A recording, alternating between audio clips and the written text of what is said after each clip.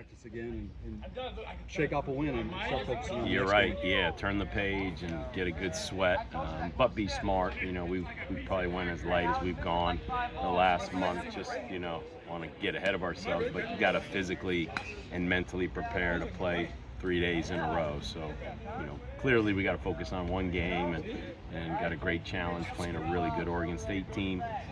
But I just want to make sure physically and mentally they're ready if we're able to be here for the rest of the week. I think I've heard you talk about it before, but can you just provide the background on the yellow shirts and the Tour de Defense, especially going into that weekend? Yeah, it was kind of when you're the leader after a round of the Tour de France, they award you the yellow shirt.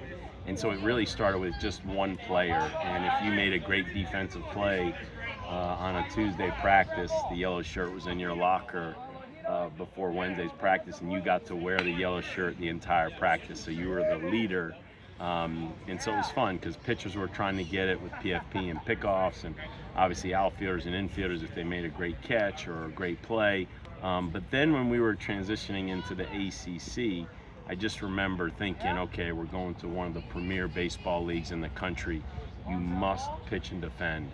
So we're going to emphasize this defensive shirt. And so we got one for every kid on the team, and that became the Thursday shirt before an ACC series. And so it becomes the Thursday shirt or the shirt before regional, before super regional, and obviously our practice day in Omaha, because we were playing on Friday, we're running around in yellow shirts. So at least there's a little yellow in the beak, so there's a little bit of Louisville in it, but it's just a reminder, and we're kind of calling this a 3-game weekend series because, like I said, we're hoping to play the next 3 days.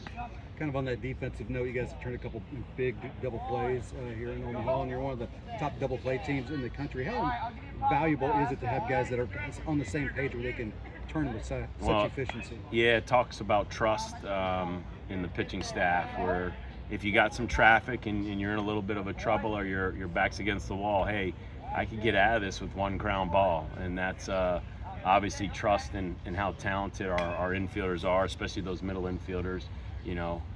Kamau and Alisea really stand out as a great double play combination. When Byram's in there, Byram's really good as well with his strong arm and skill set. So, it's part of our defensive DNA. With one pitch, let's get 2 out. So whether it's a walk, an HVP, an error, a hit, just because there's guys on base doesn't mean we can't get out of this. And as you see, you can gain a lot of momentum on defense. Everybody thinks you gotta hit a 3-run homer.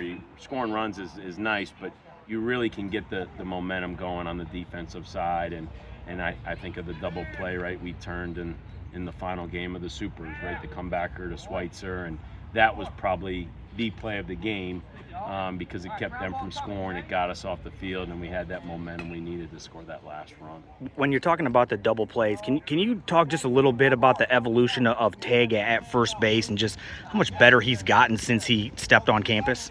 Well, it's fun. You always feel like, especially where we recruit, when you get kids from the Midwest and the Northeast, they're talented and they're usually tough kids. But sometimes they're just a little raw because they don't get to be outside for 12 months a year. And I love that because you see guys, you see Nick Solak, you see Tyler Fitzgerald, you see guys, not that they weren't super talented when they got here, but it's like, man, I think we can get more out of them. And, Tague is one of those guys where I'm not saying he was a bad first baseman when he got here, but great hitter, super power. But he welcomed being coached, he welcomed being challenged, and I think he kind of enjoyed wow, these guys are really into defense, and this guy's a little nutty, but man, he's really into good first base play. And if you're going to be great on defense, you have to have a great first baseman. And I've been blessed to coach many. And you see the value. My older brother was a first baseman his whole life. Number 29, Rod Carew, is his favorite player growing up. So I think Tague is probably his favorite player because more times than not, he's like, and sometimes not that I take it for granted, but I can't see in the dugout, But when you're watching on TV and you get multiple reviews of it, you realize, wow, what a great stretch, how he uses the bag, some of the short hops and digs. And so he's been a fun kid to coach because he's got that growth mindset. He's not He's not hard-headed. He's not stubborn. He doesn't have a fixed mindset. He's just very coachable. And with that skill set, man, yeah, the sky's the limit at first base. You kind of shook up the lineup for yesterday's game. Any potential you might continue that, or? Well, it was maybe a combination of just trying to get Alex has been swinging it and he competes. And I think just the emphasis of we got to move the ball. We got to put some more contact guys maybe to start this thing off. And then I thought, just putting Tague in between Eddie and Zion. I don't know how much we protected Tague. And so I just thought, you know what, let's see how this looks.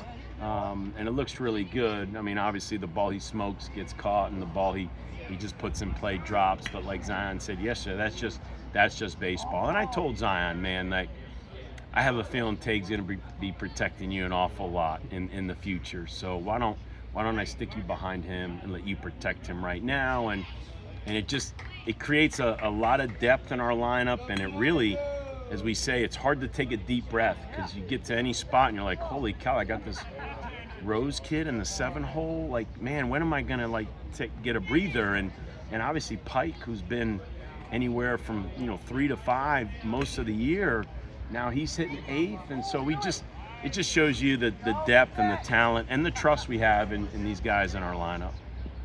Then your 9-hole goes 4-4. Yeah, I mean, that's the epitome of contact, right? Move the ball and do it in ways.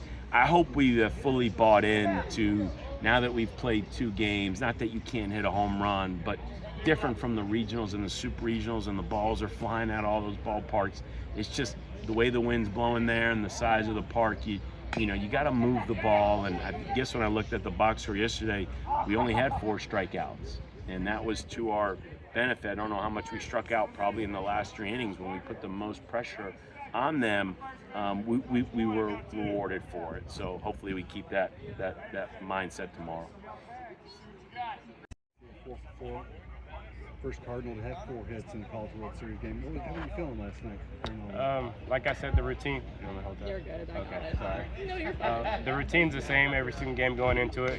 Good mindset. Looking for a pitch to hit hard, and I mean, it's a crazy game. And yesterday I was lucky enough to be my day. It's kind of the mind, or one of the personalities of this team. It's like different guys take turns stepping up. Absolutely. Can you just talk about everybody taking different times to have big roles like that? Right, just like you said. I mean, my whole entire team, they pick me up throughout the year. If I don't get it done, they've always picked me up and have my back. So I'm just glad and lucky to have each other, to have my boys back yesterday. And like I said, tomorrow and as we go throughout this week, I'm sure we're going to continue to pick each other up. And we've heard you guys say that confidence is contagious. How much confidence did you gain from that 8th inning last night? I think no matter what the result is, our confidence is always going to be high just because of the work that we put in when the work that nobody sees. So I think our confidence is always going to stay there no matter what the score of the game is.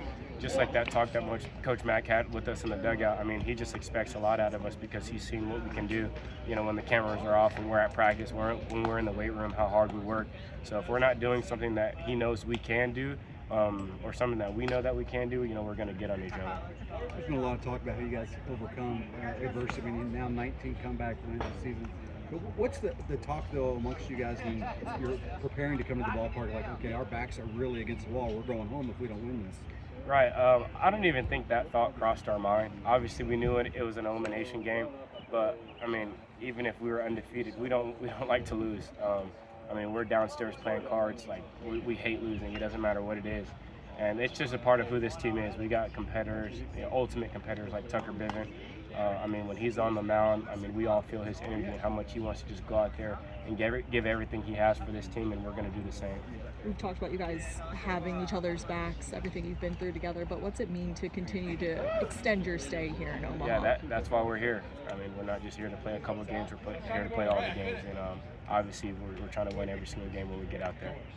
You seen anything in particular at the plate a little bit different yesterday, or able to pick up the ball out of the pitcher's hand a little earlier or anything like that allowed you to really kind of excel at the plate?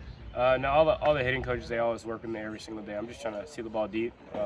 I got really good eyes, so sometimes I get excited up there. So just letting the ball get deep and staying relaxed. You guys are facing a familiar opponent. You just played them a couple days ago, but obviously that's something you do throughout the season.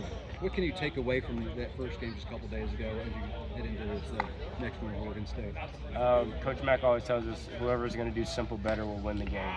So there's things that we could have done, the simple things better when we played them the first time. So we're always playing ourselves. You know, we play clean baseball. We do what we're supposed to do. We trust our weapons. We're gonna be all right. We heard Coach mention that you guys are going into what is a weekend series, breaking out the yellow shirts, the torted defense. You mentioned a clean game. How much pride do you guys take in that piece? We love it. I mean, all the reps we get, pitchers pounding the zone, and they really do trust us behind them. You're going to fill up the zone, and we're going to make plays for you. So we really do believe that, and that's what we expect to do tomorrow. Defensively, you guys are one of the top teams in the country turning double plays. What is it that goes into that? It's obviously more than just communication. I don't even think I go to first base when we do practice throughout the week. I mean, we're turning a lot of double plays during practice. Like you said, it's a lot of communication. Just Alex or whoever's up the middle, we know where each other's going to be. We know where we like the feeds, and it's just rep after rep after rep from the fall. And we really do take pride in our defense. And it starts with Coach Mack. Obviously he's been here for a very long time. He produces winners, and it starts with defense. How electric are those moments? You mentioned the defense that you guys have and turning those double plays and being able to get the team off the field. How much momentum does that really give you guys? Yeah, like you said, it starts on defense. And when the pitcher releases the ball, and if they make a good pitch, they expect us to turn that double play. So like I said yesterday, some things from this team, they're just expected. We're expected to pound the zone. We're expected to play good defense. We're expected to be tough in the late innings. So that's just a part of who we are.